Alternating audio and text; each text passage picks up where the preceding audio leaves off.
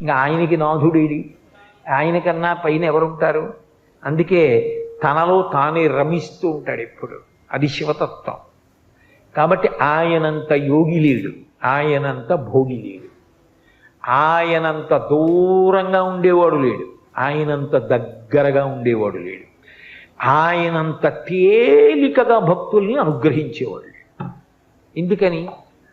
మనసెరిగి చిరునవ్వుతో ఇచ్చేస్తాడు. కలియుగ ప్రారంభంలో అడిగారట, కలి యొక్క ఉద్ధతి ఎక్కువగా ఉంటుంది కదా, చాలా పాపకర్మలు చెయ్యాలన్న అనురక్తి ఉంటుంది తప్ప పుణ్యకర్మలు చెయ్యాలనేటటువంటి ఉత్సాహం ఉండదు కదా స్వామి, అందుకని మేము తేలికగా తరించడానికి మాకు ఏదైనా మార్గం చెప్పరా అని అడిగారు.